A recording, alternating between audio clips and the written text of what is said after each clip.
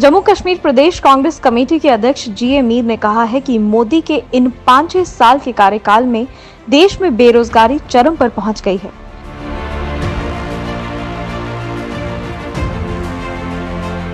मीर ने कहा कि आंकड़े बताते हैं कि देश में कभी इतनी बेरोजगारी नहीं रही।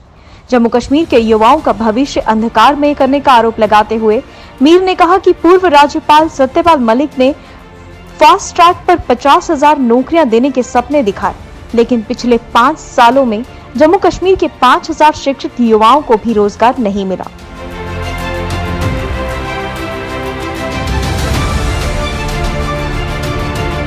मीर शुक्रवार को इंडियन यूथ कांग्रेस की ओर से शुरू किए जा रहे रोजगार दो अभियान के संदर्भ में पत्रकारों को संबोधित कर रहे थे। वादे कुछ और इम्प्लीमेंटेशन कुछ। आज सबसे ज्यादा अगर सफर है ये नौजवान देश कहलाया जाता है।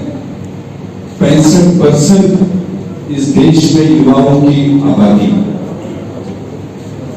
और सबसे ज्यादा पिछले 40-45 साल से अगर बेरोजगारी का दर बढ़ा है वो इन 5-6 सालों में आज के सामने आपके सामने ये हम नहीं कह रहे हैं क्योंकि हम अपोजिशन में हैं। अपोजिशन बनाए अपोजिशन हम कुछ भी कहें, ये देश के तमाम वो सारे अर्थशास्त्र, तमाम वो सारे एक्सपर्ट्स जो इस फील्ड में काम करते हैं, ये उन सब का मानना है कि देश में इस वक्त सबसे ज्यादा जो परेशान तबका है वो नौजवान तबका है।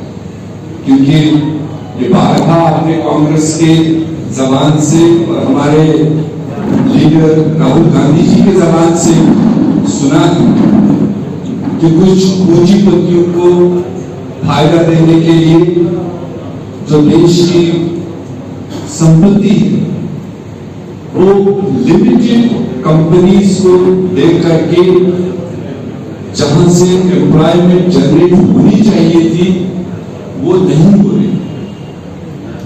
और जब हम जम्मू कश्मीर की बात करते हैं, मैं समझता हूं कि जम्मू कश्मीर भी पिछले तकरीबन 5-5.5 साल से जो जम्मू कश्मीर के नौजवान हैं, पढ़े लिखे नौजवान, क्योंकि जम्मू कश्मीर एक ऐसा रीजन है जहां प्राइवेटाइजेशन का, जहां प्राइवेट नौकरी का संसाधन बहुत ही मिनिमम है।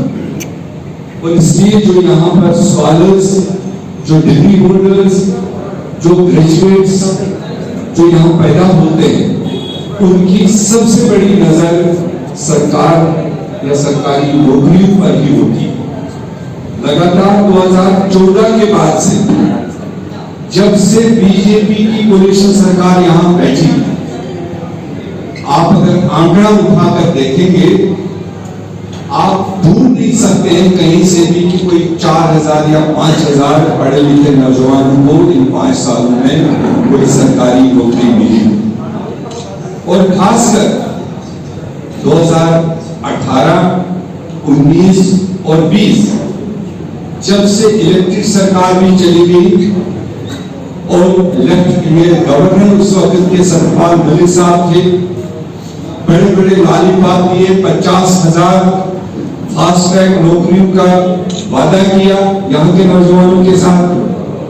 वो 50,000 कोई आउट ऑफ टर्न नहीं थे, वो 50,000 पिछले 5 सालों का बैकलॉग था। अगर हमारे यहाँ रियासत में रिटायरमेंट भी होती है, नई क्रिएशन भी होती है, अप्रॉक्सीमेट 10,000 एम्प्लॉयमेंट्स हर साल इस रियासत में, छोटी सी रियासत में बनती है। और 5 साल का पैकेजिंग जिसके माहिर है भारतीय जनता पार्टी के लोग, और पैकेजिंग करके 50,000 का उन्होंने स्लोगन दिया। और उस 50,000 का अगर आप आज के दिन तक देखेंगे आपको 2,500 लोग भी अभी तक कोई सरकारी नौकरी पाने वाले नहीं मिले, बल्कि जिनकी आशाएं थी जिनकी उम्मीदें थी, जो मेरिटोरियस बच्चे थे, अगर आप शुरू करेंगे तो जेके बैंक के एम्प्लॉयमेंट से लेकर 1100-1200 नौकरियों का टेस्ट हो चुका था। नेशनल ऑर्गेनाइजेशन टेस्ट लेने वाली जो आज की सरकार के अधीन काम करती है, उन्होंने टेस्ट लिए, लाखों लोगों ने उसमें टेस्ट दिया और बिना रिजल्ट देखे, रिजल्ट सामने आया ही, और आज की इस सरकार ने तय कर दिया है कि उसमें डाल दिए। हमने तब भी ये सवाल उठाया था कि जब एक हाई प्रोफाइल ऑर्गेनाइजेशन जो पूरे मुल्क में तमाम बैंकों की एम्प्लॉयमेंट का प्रोसीजर पूरा करती है, अगर आपकी उसमें इंटरवेंशन नहीं है तो आपको कैसे पता चला कि उस रिटन टेस्ट में कुछ खराबी हुई और आपने एक कुछ उस एम्प्लॉयमेंट पैकेज को कैंसिल किया, उस टेस्ट को रद्द कर दिया, और जिससे लाखों नौजवान जो फ्रस्ट्रेशन के शिकार हुए। उसी तरह से 2002 SRO इन्हीं की सरकार ने लागू किया, जो टोटली इनह्यूमन SRO था, कि जिसमें नौजवानों के साथ इस्तेसाल की बात थी, और जब उस पर नौजवान सड़कों पर उतर आए तो उसको उन्होंने रोल बैक किया अपोजिशन और अवाम के दबाव में। और रोल बैक करने के बाद अभी जो इन्होंने 2 साल पहले कुछ अनाउंसमेंट्स की थी, कुछ एडवर्टाइजमेंट्स की थी, अब उस एडवर्टाइजमेंट को भी ये रोल बैक कर रहे हैं, उसको भी कैंसिल किया है, सिर्फ इसलिए कि बीजेपी का जो डिजाइन है जम्मू कश्मीर में, जो उन्होंने यहां पर एक प्यारा कानून लाया डोमिसाइल, जिसके तहत जम्मू कश्मीर के नौजवानों को वैसे भी कम नौकरियां यहां बनती थी, कम नौजवानों को नौकरी हासिल हो पाती थी, उस कम नौकरी में भी इन्होंने जम्मू कश्मीर के बाहर के जो यहाँ पर रहने वाले उनको डोमिसाइल के जरिए से इस स्टेट में एंटर करके उनको बेनिफिट पहुंचाने के लिए, जिन बच्चों ने 2 साल पहले, 1.5 साल पहले, 1 साल पहले अप्लाई किया हुआ था, उसको रद्द कर दिया और उसको अब नए सिरे से करेंगे। अगर 100 लोग पहले यहाँ जम्मू कश्मीर के लगने थे, अब उसमें 50 लगेंगे, 40 लगेंगे, 60 लगेंगे, बाकी रिमेनिंग आउटसाइड स्टेट लगेंगे।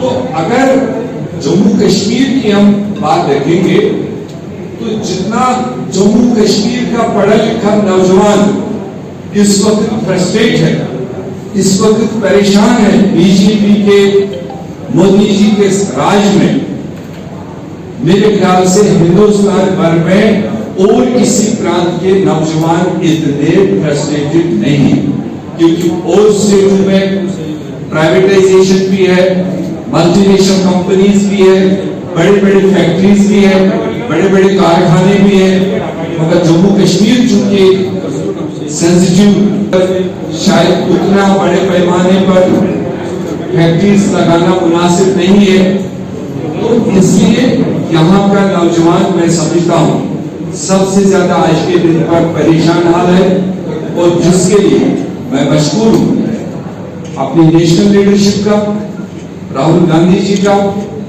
और नेशनल ऑर्गेनाइजेशन के साथियों का, और खुसूसन जम्मू कश्मीर के यूथ कांग्रेस, जिन्होंने लगातार इस रियासत के नौजवानों की जो भी कोई परेशानी दरपेश आई, उसमें यूथ कांग्रेस ने अपने आप को पेश रखा, उन्होंने अपनी आवाजें बुलंद की, चाहे वक्तन फवक्तन इनको अरेस्ट फेस करना पड़ा, हाउस अरेस्ट फेस करना पड़ा, धक्के खाने पड़े, लाठी खाने पड़े। मैं जाती तौर पर इस टीम का बहुत मशहूर हूं कि इन्होंने उन चीजों को हाईलाइट किया। आज जिस विषय के तहत में हम सब लोग यहाँ इकट्ठे हुए हैं, मुझे लगता है इससे ज्यादा आपको नेशनल आंकड़ा, नेशनल लेवल की सारी बातें कृष्णा अलवेरा जी आपको बताएंगे, और हमको और आपके साथ इंटरेक्शन करने के और मौके भी आएंगे। मैं इनका शुक्रगुजार हूँ कि ये दूर से कई स्टेट्स का सफर, कई स्टेट्स में नौजवानों की बात उठाते उठाते आज हमारे जम्मू कश्मीर में मौजूद है। मैं पूरे प्रदेश कांग्रेस कमेटी की तरफ से कृष्णा जी का वेलकम करता हूं और यूथ कांग्रेस को सराहना करता हूं कि ये इसी स्पिरिट के साथ पूरे स्टेट में नौजवान की आवाज बने रहे और वक्त आने पर जम्मू कश्मीर के नौजवान इस सारी नामुस पॉलिसियां चलाने वालों को बखूबी जवाब देंगे। इतना पोटेंशियल जम्मू कश्मीर के नौजवान में। धन्यवाद उदय जी। जम्मू कश्मीर प्रदेश कांग्रेस कमेटी के वरिष्ठ साथी, यूथ कांग्रेस के आईवाईसी के सारे साथी, आप सबने इतना प्यार और आदर के साथ स्वागत किया, बहुत धन्यवाद। मीडिया के सभी साथियों को आने के लिए धन्यवाद। आशा करते हैं कि आप सब स्वस्थ हैं और आपके घर परिवार में सब ठीक है। आज भारत में विकास दर जो है -24% पहुंच चुकी है। दुनिया में सबसे बड़े देशों में सबसे कम विकास दर भारत का। लॉकडाउन से पहले 50 सालों में सबसे ज्यादा बेरोजगारी हिंदुस्तान में हमें मोदी जी और मोदी सरकार ने दिखाने का काम किया। चुनाव से पहले 2 करोड़ नौकरियां हर साल का वादा था, बड़े बड़े भाषण थे। आज 6 साल हो गए, यानी कि 12 करोड़ नौकरियां देने की जगह 6 साल में 12 करोड़ नौकरी देने के बजाय 4 महीने में 12 करोड़ नौकरी से ज्यादा नष्ट हुई। ये ध्यान से समझने वाली बात। जो वादा 6 साल में इन्होंने किया था, उससे ज्यादा 4 महीनों में इन्होंने रोजगार खराब किए हैं, खत्म किए हैं। और भारत की अर्थव्यवस्था और विकास जो मनमोहन सिंह जी के समय पर 10% चल रही थी, आज उन्होंने सीधा बर्बादी के दिशा में उतार दिया। इसका मतलब क्या है? इसका मतलब यह है कि मोदी जी, मोदी सरकार सुपर फेल, बातें कितनी भी कर ले, हकीकत यह है कि मोदी जी और उनकी सरकार चुनाव से पहले कुछ कहते हैं और चुनाव के बाद बातें भूल जाते हैं। जब नौकरी के वादे की यादें दिलाती है तो वो कहते हैं पकोड़े बेचने भी नौकरी है, रोजगार। अगर देश के युवा को पकोड़े बेचकर रोजगार चाहिए था तो उसने मोदी जी को 6 साल प्रधानमंत्री या मोर के साथ नाचने के लिए बनाया था। 15 लाख का काला धन का वादा था। नोटबंदी की 50 दिन मांगे, देशवासियों ने 50 दिन दिए, विश्वास किया, भरोसा किया। 50 दिन बाद मोदी जी का नाम और निशान नहीं। आज तक मोदी जी ने नहीं बताया कि नोटबंदी की वजह से जो करोड़ों रोजगार नष्ट हुए वो किसके लिए, किसको फायदा हुआ, कितना फायदा हुआ, उसका बात आज मोदी जी नहीं करते। उन 50 दिनों में दर्द, बेचैनी, बेसहारापन महसूस किया, उनको जवाब देने के लिए कोई बात नहीं। एक चीज बता दे, एक इंसान बता दे जो भारतीय जनता पार्टी को छोड़कर, उनके चंद पूंजीपति को छोड़कर, जिनको नोटबंदी से कोई भी फायदा हुआ हो। आरबीआई ने कह दिया कि सारा पैसा वापस आ गया, काला धन, करोड़ों रुपए नष्ट हुए, फायदा किसी को नहीं। दोबारा कांग्रेस पार्टी की बेहतरीन नीति जीएसटी को बिना तैयारी के, बिना सोचे समझे, तोड़ मरोड़ कर जीएसटी को गब्बर सिंह टैक्स बनाकर मोदी जी और मोदी सरकार